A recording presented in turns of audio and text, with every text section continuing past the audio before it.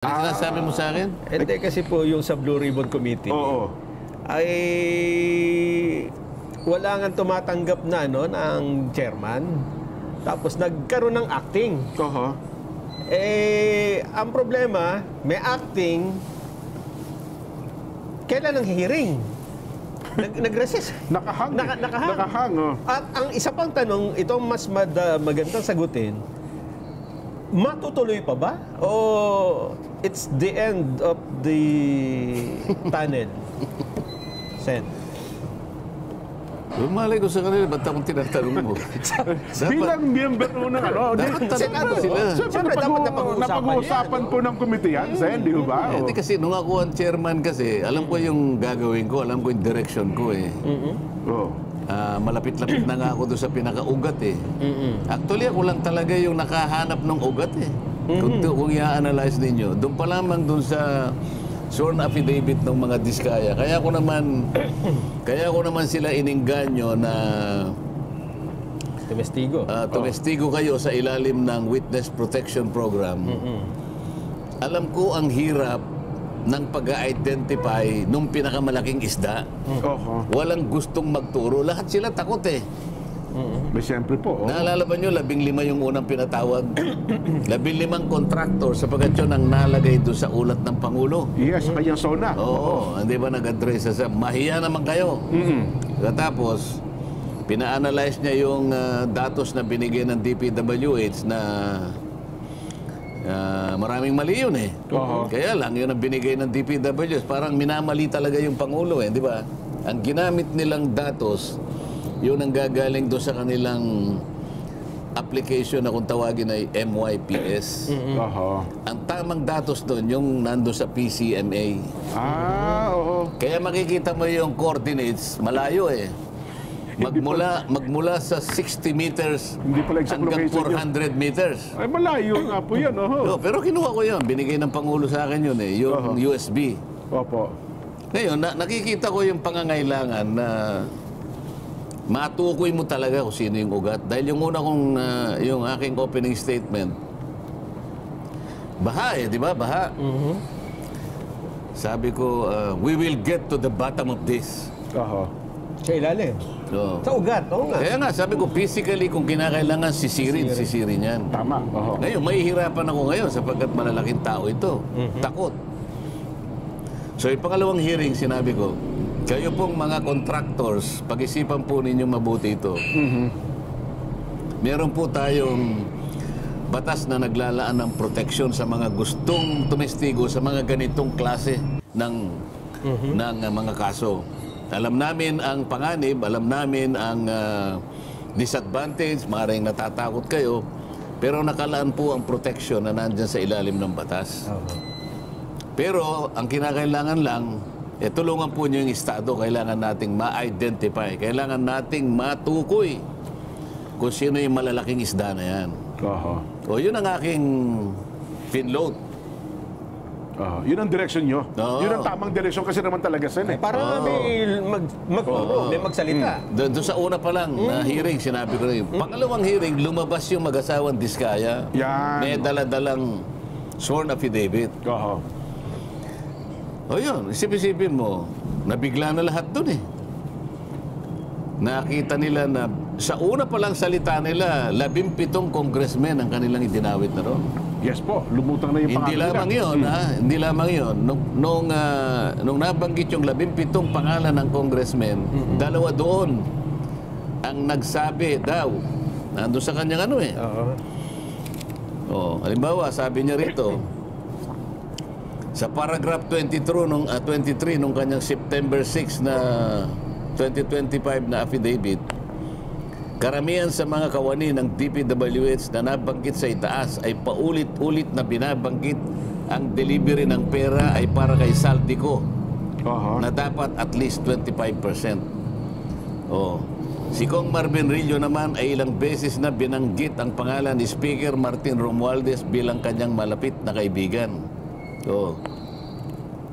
Sa paragraph 26, si Kong Jojo Ang naman, lagi ring binabanggit sa lahat ng project sa kanya ay papondo ni Speaker at ni Saldico. Sa mga tweet, dito pa lamang ang dami niya nang binanggit papunta doon. Kaya lang, aligasyon, di umano sinabi sa kanya, nung dalawa, doon sa binanggit niyang 17 congressmen. Ngayon, kapag ka ito'y binasa mong mabuti at ibabase mo sa mga sumunod na pangyayari, nagkaroon ng kaugnayan, na-corroborate Kasi nung mag-testify si Alcantara, binanggit niya si Saldico na nagmi-meeting sila sa Shangri-La BGC. At lahat kanya, sabi niya, napag-usapan ang plano ni Saldico na sumubok ng magbaba ng pondo sa distrito ni Alcantara. Ito. At nung lumabas din si Bryce Hernandez, ganun din. Corroborated lahat. Binabanggit ito Hanggang sa mailabas ko, nung mga huling hearing na yan, yung Master Sergeant Marine Orly Gutesa. Orly Gutesa. Yun naman, tukoy na tukoy. Mula kay Saldico, kinonekta niya kay Speaker Martin Romualdez. Kaya sinasabi nung predecessor ko, ayaw ko nang banggitin ang pangalan kasi ayaw niya rin banggitin ang pangalan ko. Nililihis niya kanya. Paano kung nililihis? Dinidiretso ko nga. Ikaw nga, kinakanal mo. Ako dinidiretso ko Magkakarugtong. Hindi ba ako nakita mo yun sa akin? Walang sino man ang nakapaggawa nito Sila ba nakapag-produce sa mga contractors na ginamit nila yung WPP? Wala. Nakapag-produce ba sila ng isang testigo? Naka-direktang kukonekta mula kay Saldico hanggang kay Speaker? Wala. Ako lang Sabi ko nga sa kanila, ang pinaka-credible na witness ay si Gutesa. Si Diskaya corroborated lahat ng mga ng sumunod na mga testigo. Pero si Gutesa ang pinaka-credible dahil si Gutesa wala siyang gain dito Wala siyang interest. Wala siyang interest dito Di ba? Ang sabi ko sa kanila, Gutesa has everything to lose. He has nothing to gain here. Tama. Nilalagay niya sa panganib ang buhay niya at buhay ng pamilya niya. So, alam mo, sa law on evidence, maski sa mga kasong katulad ng ganyan, ang pinakamataas na uri ng pagtetestigo at saka ng ebidensya, kapag ikaw ay tumestigo laban sa iyong sariling interes, tinatanggap ng korte mataas na uri ng ebidensya yun. Si Gutesa, wala siyang ganansya Ano pakinabang mo ron? Ilalagay mo nga sa panganib ang buhay mo at buhay ng pamilya mo. Ngayon, hindi nila maintindihan nyo. Akalain mong gagawa ng yung ikang notaryo. Peke. Kasalanan ba ni Gutesa? Gutesa na magpanotaryo doon sa nakalinya, doon sa may street na kung tawagin ano street yung sa may Pasay? Sabi ko kasi sa kanya, para mapaniwala mo ako na talagang matatag ka at lahat ng sinasabi mong yan ay tama, may panahon pa naman, magpanotaryo ka. Para sa akin lang yun Opo naman. Para pabilibin niya lang ako. Kasi mabigat yung mga akusasyon niya. Nung basahin ko, sabi ko, mabigat yan nakahanda ka ba rin? Opo. Ba't mo gagawin to? Para sa bansa po kanya. Ako po ay nalulungkot na yung palang mali-malitang perang binubuhat namin at dinadala sa mga bahay-bahay yung pala ay galing dyan sa mga pinag-uusapan po niyo sa Blue Ribbon Committee, sabi niya. Matagal niya na ako hinahanap O sige kako, sige, finalize mo na yan kung total may oras pa naman, humanap ka ng notaryo. Nakahanap doon sa may Villaruel Street. Sabi ko sa kanya, litratuhin mo yung kung saan ka nagpanotaryo para meron tayong referensya. Opo. Pinanotaryo, nung makita ko yung lugar talagang lang parang maliit na pagkaraniwan na street lang na Nakalagay pa Notary Public 24/7. Walang tulugan yun, Sen. Kasalanan ba ni Gutesa na magpanotaryo doon sino ba magdadry seal, hindi ba sila? Yes po. Sino maglalagay ng document number, page number, book number, bla bla bla? Sino mag-i-stamp nung Manila? Wala naman siyang pang-stamp na gano'n Yung notarial details. Kung hindi man pumirma yung abogada, siguradong meron siyang tao doon. May sekretarya na siya yung pinapipirma niya dyan. May ibang taong pumipirma. Oo, alam mo yung notaryo ngayon, naging cottage industry na Totoo po yan. Wala nang formalidad dyan. Dapat ang Korte Suprema ay bawal yung mga ganyan. Kasi sa notarial law, Nelson, yung nagpapanotaryo at saka yung nagnotaryo, kailangan magkaharap. Yun pala yun. Pupunta ka sa notaryo. Pupunta ka sa Quezon City, halimbawa. Opo. Ang dami dyan nakatalatag. Pag ginanyan mo yung papel mo, relax ka lang dyan, bata ka niya. Kukunin niya. Pagkatapos niyang kailangan, magkano po? 50 ka nyo, kaya 100. Yan ang kanya. Pirma. Babalik ka ba doon? Ma'am, sandali po, bago po umalis, pwede po bang... Kayo po ba talagang pumirma nito? Wala namang gumagawa po. Pirma nyo nga uli para malaman ko talagang pumirma nito. Wala namang ganun Pagkatapos sasabihin nila, hindi kanya, mali yung... may perjury dyan. Paano perjury? Kahit na wala ng notaryo, humarap nga sila sa inyo Humarap siya. Sumumpa siya sa harap ng kapulungan. Pinagtatanong nyo siya. Tapos sasabihin nyo, peke. Gagawan nyo ng butas yung notaryo. Ito yung tinatanong mo kanina. Ang tanong mo kanina, tutuloy pa ba? Oo, yun nga po. Yun ang inaabangan ng marami, Sen. Napakarami kasing aligasyon dyan Baka pag tinuloy, baka may lalabas na namang, baka Philippine Air Force naman ang... Ganun ba? O kaya SAP. Sila nagsasabi nun, ako hindi. Wala akong sinasabing ganyan. Ganon. Baka mayroon pa bakit ang dami pang dapat na tawagin? Bakit hindi yun ang unahin? Unang-una, 17 ang binanggit ni Diskaya, ng mga Diskaya. Bakit hindi ilabas? Para pagtatanungin yung 17 congressmen. Di ba? Si Chavit Singson nag-disclose. Ngayon po, sa Club Filipino. Kayo na ipatawag din siya, di ba? Ba't di patawag yun? Si Martin Romualdez, ilang beses nabanggit na, kinonekta na. Kailangan ilang kauna-unang ipatawag. Nagpahayag siya na willing daw siya, di ba? Kung talaga ipatatawag. Naglabas ng statement to. Iba yung willing na willing, iba yung umarap ka doon. Para makita natin kung paano ka sasagot sa mga tanong. Willing sa kaso. Sinabi nung aking predecessor na hindi ko na binabanggit ang pangalan dahil yung banggitin ang pangalan ko. 67 daw ang congressman na kontraktor. Yung contractors. Bakit hindi patawag yun? Ang daming dahilan na dapat ituluyan at marami kayong dapat na ilabas dyan. Pagtatanungin natin lahat dyan. Di ba? Ang problema, kahit isang pangalan, hindi niya kilala. Saan nanghirap Puro ganun Puro na lang, kumbaga sa, anong tawag ba ron? Puro press release. Hindi, pagka may pelikula, may trailer. May trailer. Parang ganun trailer. 67 congressmen na kontraktor. Pagkatapos, hindi naman magpa. Paano yung mga binanggit niya na mga dalawa yung kanyang naging privilege speech. Ilan ang contractors na binanggit niya doon? Mahigit na 10.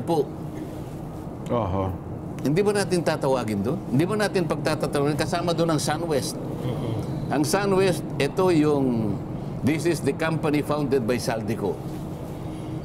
Siya yung pinakamaraming nilatag na mga insertions na binabanggit ni Toby Chanko. 13.8 billion, 2 probinsya lang. Hindi mo ba tatawagin itong mga ito? Hindi man lang natanong siya Yung mismong kumpanya ni Saldico, hindi mo tatawagin? 15 yung sinabi ng presidente, hindi mo lahat tatawagin? Baka ipaubaya na po sa ICI, Sen. Kasi mukhang ICI na po ang tumutuntun sa lahat ng ito Di ba? Hindi ko kaya ganun ang direksyon. Kasi ang Kamara, ipinaubaya na sa ICI. Baka naman ganun po ang direksyon ng Senado. Bakit? Ang Legislative Department sunod-sunuran sa executive department. Oho. Akala ko ba ang ating gobyerno ay binubuo ng 3 dakilang sangay. Oho. Ha? 3 dakilang haligi. Judiciary, Oho. legislative, Yan. executive. Oho. Ang ICI is a creation of the executive. Tama po. Oho. Ang legislature, 2 chambers, Kamara at saka Senado. Ang Senado, meron siyang blue ribbon. Opo. Kung ba nagtatag na ng ICI, Executive Department, hihinto ka na? Well, parang... Bakit? Oho. Nakasalig ba ang mandato ng Blue Ribbon Committee sa gagawin ng ICI? Oho. Or vice versa? Oh. Eh, hindi- Sagutin mo, Nelson. Oh, May isa pa problema. Oo. Kasi alam mo, itinigil ang Blue Ribbon, ang ICI ay ayaw namang i-open. So ang mga tao ay maghahanap talaga ng hindi ba? Maghahanap ng sagot sa mga katanungang nabubuo sa Bakit kanilang naman, isipan. bakit mo sila sisisihin na maghahanap talaga yan? Oho. Hindi ba nung inopen ko nga yung kauna-unahan sa dami na nag-text sa akin, dahil nakita nga talaga yung kung napakaraming perang nasa laula na talagang pandarambong talaga. Ilan ba yung nag-text sa akin na sumuusok yung aking cellphone? Sinabi ko nga doon sa biyayar na nakaharap Nabuti na lang nandito ka, sabi ko. Paano ko sasagutin ito? Sabi ko sa kanya. Ang sabi nila sa akin, Senator, yan po pala ng aming buwis na binabayad, ay dyan lang po pala napupunta. Alam po ba ninyo na dugo at pawis, pati sipon po kanya. Naku po. Naghalo-halo na. Talaga pong sa kagustuhan lang namin makatulong sa gobyerno, talagang kami po'y nagbabayad talaga naman. Diyan lang pala ginagamit ang buwis namin.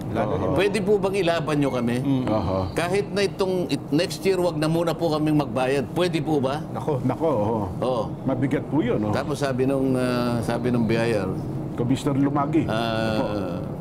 tama naman po sila, sir. Sabi niya, hindi ko po sila masisisi. Hindi ko naman kako kinukuha yung opinion mo. Ang sinasabi ko, anong isasagot ko sa kanila? Tulungan mo ako sumagot. Oho. Pwede ba wag na silang magbayad next year? Sapagkat nakikita nila kung saan lang napupunta Oho. ang buwis na kanilang... No. Mabigat po yun. ba't di ka kako sumagot? Oho. Babagsak ang gobyerno pag walang nagbayad mo Hindi, po. ayaw niya sumagot. Wala kang may sasagot. Kanya, wala po. O ikaw kako, DPWH. Oho. Wala rin po. Oho. No, sabi ko, sige ako nagsasagot. Ayan. Sabi ko, wag ninyong gagawin. Yan. Tama kayo. Kasi po, pagka ganyan po yung ginawa nyo, lalo po tayong babagsak bilang isang bansa. Ako na po nakikiusap sa inyo. Kaya nga po nandito kami para ayusin natin ito. Usigin natin ang dapat na usigin. Maibalik po yung pera talaga na nawala. Pero wag po ninyong gagawin. Dahil mas lalo po tayong babagsak Oho. bilang isang bansa. Pero talagang tutuusin mo, may katwiran sila Ayaw po naman. Sentimiento ng tao. Kaya ngayon, yung tinatanong mo kanina, Oho. natanong mo pala, Nelson, talagang maghahanap sila ng kasagutan dito. Alam nilang inopen natin ito. Alam nila seryoso tayo na matukoy natin kung sino-sino yung mga walang hiya na yan. Pagkatapos hihinto mo, yung isa naman, nagpapatuloy, Pero palihim naman ang palihim investigasyon. naman. Oo. Magdududa ang taong bayan. Baka nga bumalik na naman sila Talagang hindi na kami magbabayad. Pagka ganyan naman Delikado, sir. Delikado pag ganyan. si Kong Marcoleta, tama po yung pakiusap niya. Okay na po. Inalis po siya Yun. Paano ngayon yan? Oho. Ito pa isang tanong. Oho. Kung ibalik kayo sa chairmanship, Ako na sasagot, sir. Huwag niyo tatanggapin. huwag natin pangunahan. Baka naman, kung sabihin ng mga OFW na magbabayad na sila ng buwis, kung itutuloy ni Senador Marcoleta ang Ang hearing. pagiging chairman ng ano. hindi naman nakasalalay sa akin yung pagbabayad nila ng buwis Kasi ako, pinakita ko na sa kanila ang dapat nating gawin. Ang problema, pinupolitika ng mga kasama namin para sa akin, hindi sila naghahanap ng kasagutan Para sa akin, hindi ko sila kasangga kung pag-uusapan yung seryosong paghahanap kung sino talaga yung ulo ng kawatan. Ako nakita ko na eh. Nakita ko na. Na-establish ko na pagkatapos ako ang binibira ngayon. Pati yung mga testigong naipundar natin, hinahanapan sila ng butas. So silang nagtatakip eh. Di ba? Alata naman. Sana lang kung makita mo kahit talagang pahirapan talaga ito eh. Mahirap naman talaga. Hindi ko talaga iiwanan yan. Sapagkat nakikita ko napakaraming sumusuporta sa akin. Totoo po. Mga kasama ko, halimbawa, naghihirap pero sige. Meron lang talagang sumama sa akin na talagang makikita mo na ilaban natin yan. Sige. Ba't ko naman iiwan? Ang problema, tinanggal ako eh. Yun na nga po. Mukhang... Di wala tayong Vox Populi. Wala, mas masarap na ho ang panonood ng ating mga kababayan sa social media. Pero ituloy ko na sa inyo punto na yon. Pero, paano po ito kung walang magiging mapipiling chairman at saka nag-iiba-iba na ho ang direksyon eh? Bakit po pinoproblema yun? Problema ng ating Senate President dyan. Hindi, siyempre, tutulungan natin ng Senate President. Kawawa. Kawawa din naman. Bilang mamamayang Pilipino, tayong naghahanap ng kasagutan eh. Di ba? Sila yung nauna dyan eh. Sabi nila, mas magaling kanyang mag-imbestiga si ganito. Yan. Sige. Sige ikaw. Ang problema, hindi niya nabigyan ng distinction yung dalawang bagay eh. Ano po yan? Ang mandato ng Blue Ribbon Committee, investigation in aid of legislation. Isa po yun. Yun ang tuntunin mo. Yun ang direction mo eh. Ay yung isa, police investigation ang kanyang alam.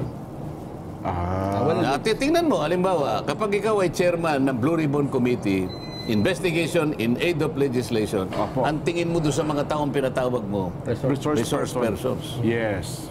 May paggalang doon. Kasi sa tuntunin mo, igagalang mo, may karapatan sila. Hindi mo pagbububulyawin doon. Totoo naman. Hindi mo sasabihin, pinaglululungom ka yan. Hindi pwede yun. Sa police investigation, iba na yun. Pagduduruin mo na sila. Testigong, ito yung hindi malinaw. Pagkatapos, nag-hearing, Blue Ribbon, ha? Opo. Anong ginagawa ng Department of Justice Secretary doon? Tapos kukunin niya yung testigo o yung resource person. Dadali niya sa NBI. Pagbalik niya, iharap niya uli sa amin, meron siyang supplemental affidavit. May dagdag. Teka muna ka, ano ba nangyayari sa atin? Pinaghahalo niyo na yung balat sa tinalupan eh. Pagkatapos pupunta yung dalawa doon sa ICI. Opo. Meron ba tayong tuntunin dito? Meron ba tayong pinag-usapan na tuntunin kung paano tayo magko-collaborate doon sa, tawag doon, ICI? Ano na yun? Independent Commission on Infrastructure. Paano independent yun? Gawa yun ng Executive Department. Ang budget niya, Executive Department. Ang tinutugis natin, DPWH yung iba. Executive Department. Paano? Pagtatakpan mo yung Executive Department, katapos meron silang isa sa mga powers nila, upon request, the ICI shall obtain information from the House of Representatives, from the Senate, from the courts, from the Sandigan Bayan, and from any other public authority. Parang independent, ba't nangunguha? Dapat ikaw, bahala ka sa buhay mo, huwag kang ibig ba sabihin, wala tayong choice ka ako? Pag nag-request sila, kamukha na ginagawa nila. Obligado kayo ibigay mga dokumento. Kailangan namin, dalhin mo rito si Hernandez. Umaharap nga sa kanila. Wala ba kaming karapatang tumanggi? Nasaan na yung sinasabi nating system of checks and balances? Nasaan na yung institutional boundaries? Nasaan na yung separation of powers? Separation of powers, Halimbawa, nag-request yung ICI. No. Wala kaming karapatang magsabi ng no. Meron. Kanya-kanya tayong di ba? Departamento eh. Ito halo-halo na eh. Pupunta sila doon sa makikipag-meeting sa ICI. Darating ang Department of Justice Secretary dito. Halo-halo kaming ganyan. Anong klaseng Blue Ribbon Committee ito? Ito yung sinasabi ko pagkatapos magsasalita sila. Daldal na ka ng daldal yun. Sinasabi ko lang naman ang mali. Opo. Alam namang hindi ko sabihin ang mali. Halo-halo na yung ginagawa natin. Wala nang respetuhan. Ayaw naman nilang humarap. Oho. Sasagot sila sa akin sa Twitter. Nakakita ka bang ganun?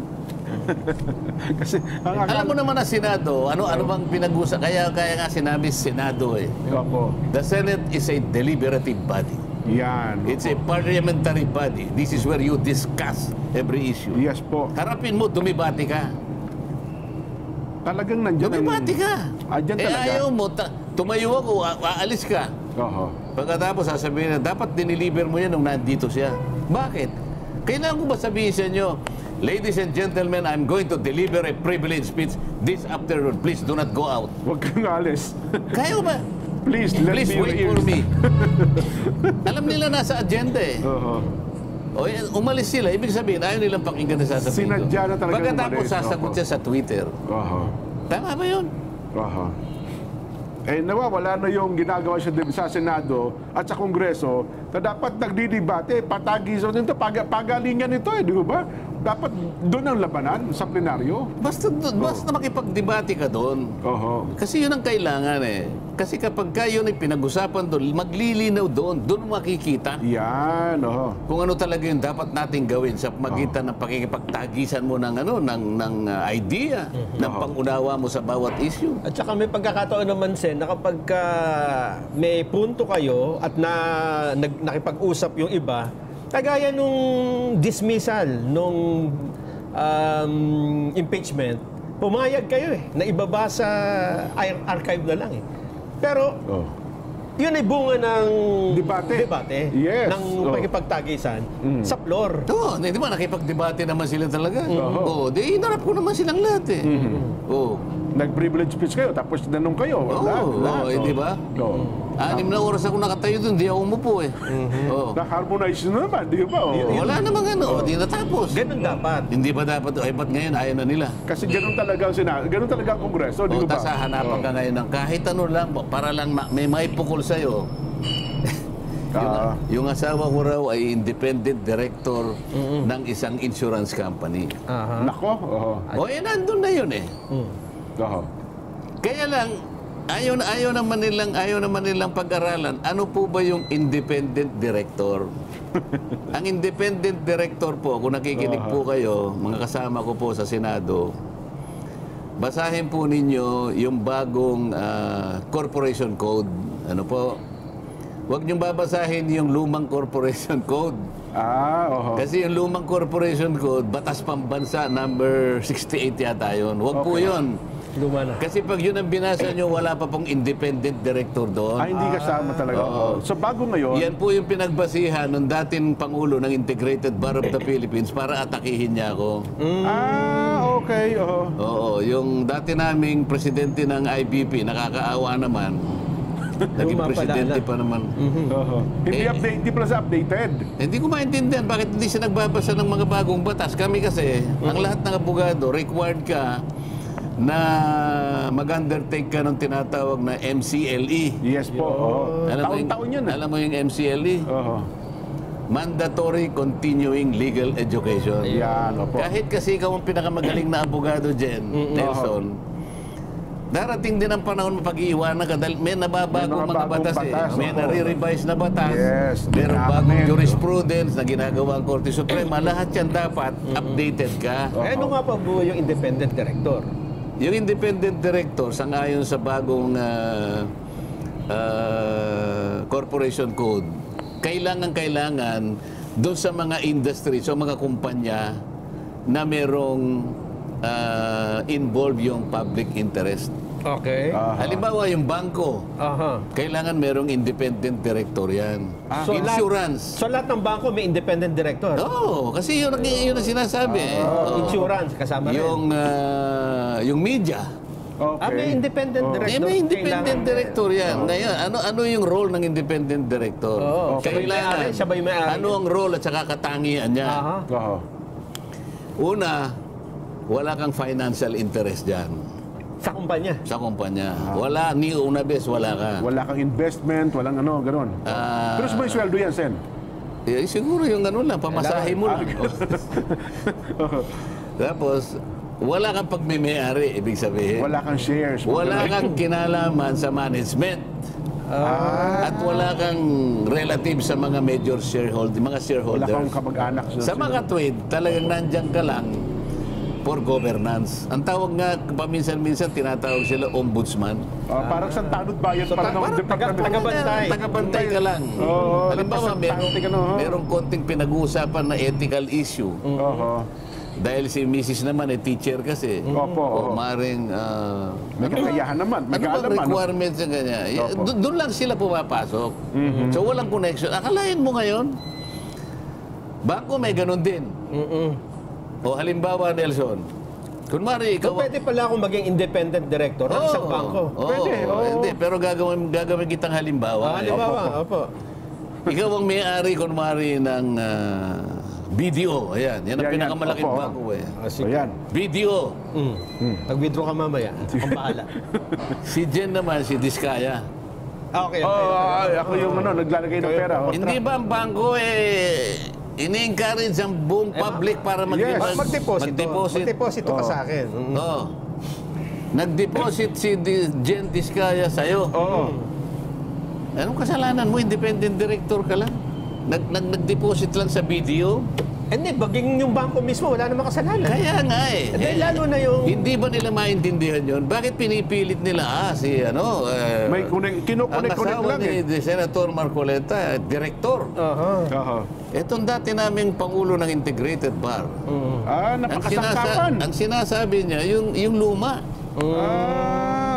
Hindi pwedeng wala siyang say dyan. Alam niyo, ang director ka niya ganito. merong ganyan yan. So, binuro yung salitang meron independent. siyang controlling dyan. Saka naman nakakitang maawa ka na lang. Di ba? Kaya sinulatan ko yung IBP. Opo. Kausapin niyo naman siya kako. Sayang, dati pa namang Pangulo ng IBP. Oo. Pwede na siyang ma-charge ng ignorance of law, di ba? Excuses to. Kahit pa presidente ka na. Kaya ko lang nasasabi, tingnan mo, lahat pwede nilang ipukul sa akin. Lahat na lang. Sa paghahanap ko ng katotohanan, ayaw ba nila na makita natin yung pinakamalaking isda? Sabi, alam ba lahat ng nakikinig ngayon?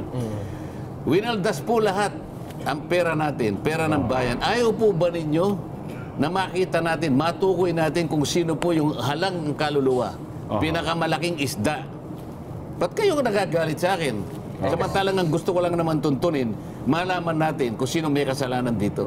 Yun. Ba't sinasabi nila, ako nagtatakip? Hindi po. Yung nagtatakip, yung mga binabanggit ko kanina pa. Silang nagliliis hanggang sa nahinto na nga